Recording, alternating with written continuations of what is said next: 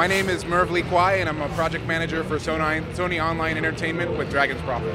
Awesome. So what can you tell us about the plot of Dragon's Prophet?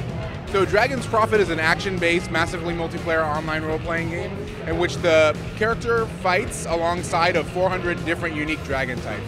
You can capture them, you can train them, you can even ride them. So in Dragon's Prophet, the character is basically trying to save the world against a very terrible, evil dragon that's come to retake his previous rights to the world. And can you tell us a little bit about maybe the event system? So in Dragon's Prophet, the character can capture dragons and go through the storyline, and basically you're involved in a bunch of different quests and public encounters, and you play with your friends in group-oriented combat.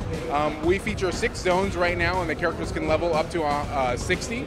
And there are 18 story dungeons, which the character can fight through and fight big dragons and a bunch of other cool things. What's the class system like in this game? So there's 4 classes in the game. There's a Guardian, a Ranger, an Oracle, and a Sorcerer. The Guardian is basically like a 2-handed DPS character or a traditional tank.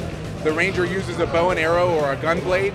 The Oracle is kind of like a monk or a ninja that uses a 2-handed scythe and a weapon called a Talisman, which I really like. It's like this floating disc that they kind of command around and it does the attacks. And then the Sorcerer, which is very much a traditional wizard using magic-based attacks.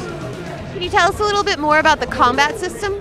Sure, it's an action combat system. So unlike a traditional MMO where there's an auto attack feature, in Dragon's Prophet, every time you click the mouse or use a hotkey, your character does a specific attack or a special ability. It's really kind of cool because once you get used to combat in Dragon's Prophet, you can combo your abilities together and produce extraordinary effects.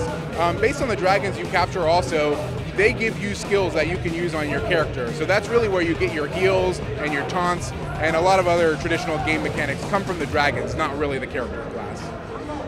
And are there any special features that you're looking forward to giving to gamers? Absolutely. We're in open beta right now, but we're working on our Frontier system, and the Frontier system is really kind of where PvP is tied into the game, and also open world player housing.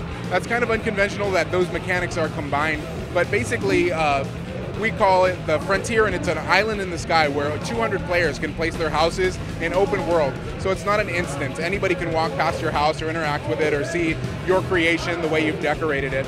And then that whole area is governed by a citadel, and a guild can control that citadel and kind of define the economy and set the taxes for all of the citizens who live there.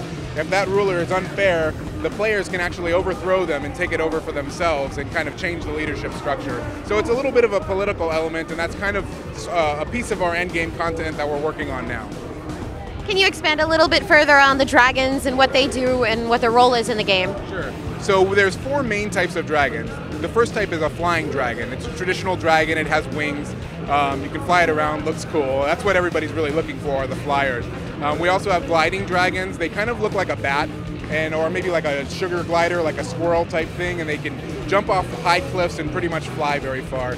Land dragons come in all shapes and sizes, as big as kind of like a dinosaur or a rhinoceros looking dragon. When we have Aqua Dragons, which are swimmers, they look like reptiles, kind of crocodiles or alligators. But those dragons go underwater and they swim very fast, so it's kind of cool.